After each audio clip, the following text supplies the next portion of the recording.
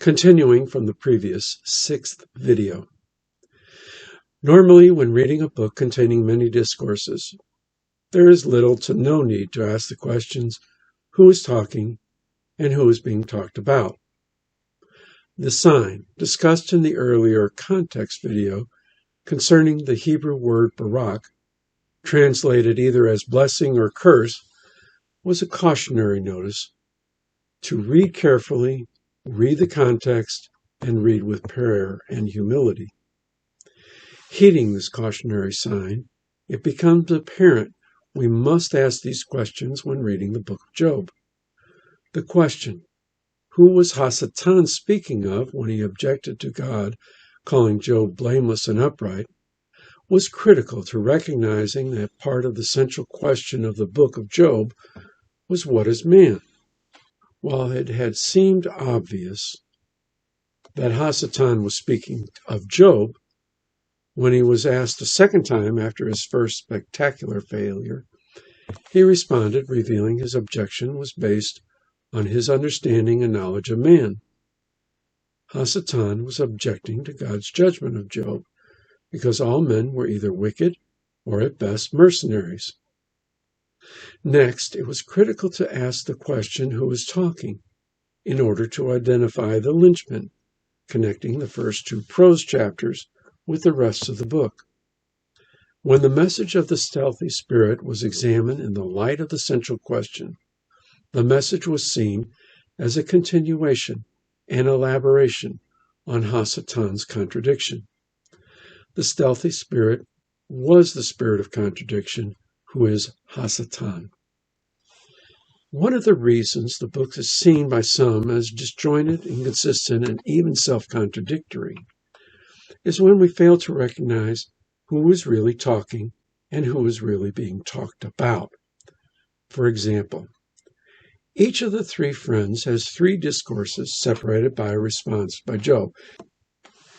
This is true except for the 3rd friend, Zophar, who has only 2 discourses, leading some to think that one of Job's discourses had been misappropriated to Job and should have been attributed to Zophar. In their first set of discourses, each of the 3 friends spoke of Job.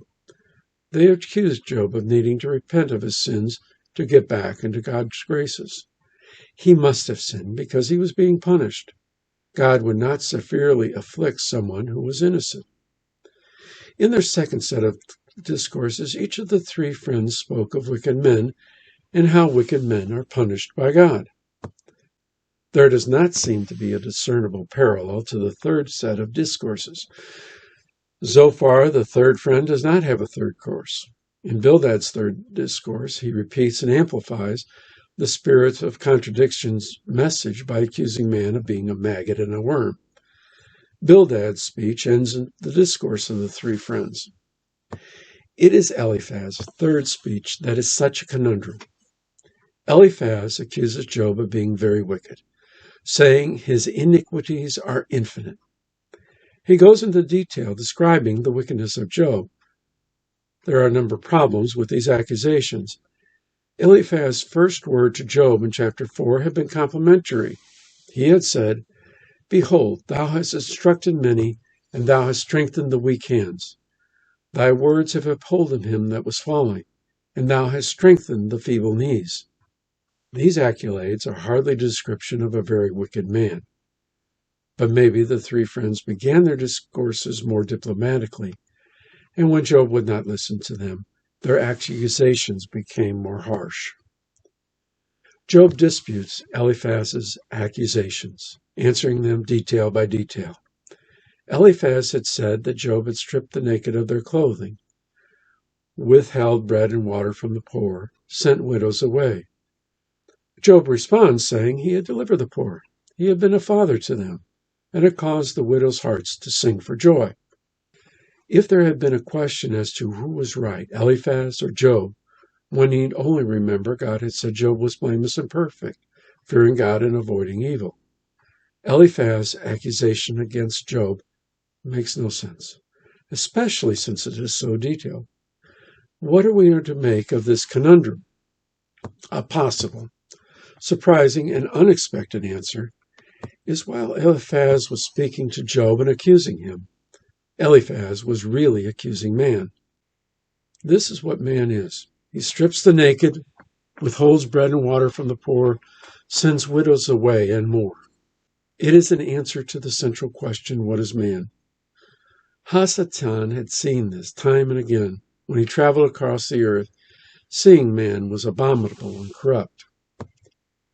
Of course, this conclusion is not without its own set of problems.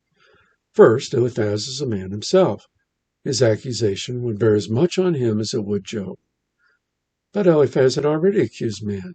First, when he relates the spirit of contradictions message in chapter 4, and later in chapter 15, when Eliphaz amplifies Hasatan's contradiction, calling man abominable and corrupt. So this problem evaporates. Eliphaz had already accused man. It is hard to consider that Eliphaz is speaking of man when it seems so obvious he is speaking to and about Job. But isn't this akin to how the book began? Hasatan began speaking about Job, but he was really speaking about all men. And remember the cautionary sign, Barak, spoken of earlier. We must read within the context, and the context of the book revolves around such a question. What is man? The light from the central question illuminates and reveals who Eliphaz is really accusing. He is accusing man. Under Hasatan's influence, Eliphaz was accusing all men. It is as if this were a speech Hasatan could have given in front of the heavenly assembly. According to Hasatan, this is what man is. There is an unexpected gem in this recognition. It reveals the symmetry in the third and last two speeches. Eliphaz and Bildad were both speaking of man.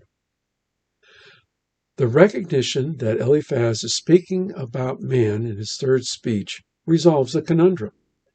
It is but one example of how recognizing who is being talked about illuminates the book, so then it is seen as integrated and coherent.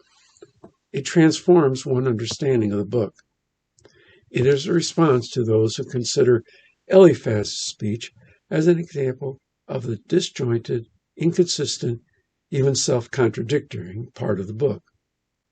Understanding the central question shines a light on a book such that questions who is speaking and who is being spoken about can be discerned. This understanding then proves to be a waypoint to a broader and deeper understanding of the book. Going back to the metaphor of the sun system, the alpha metaphor of this commentary, we can think of these two questions as forming a planet called Who, that circles the sun system of the central question. The light from the central question dispels the mist surrounding the planet that it concealed who was talking and who was being talked about.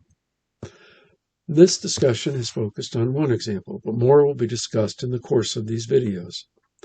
May the Lord bless you and keep you. May his light shine upon you, for who is like God?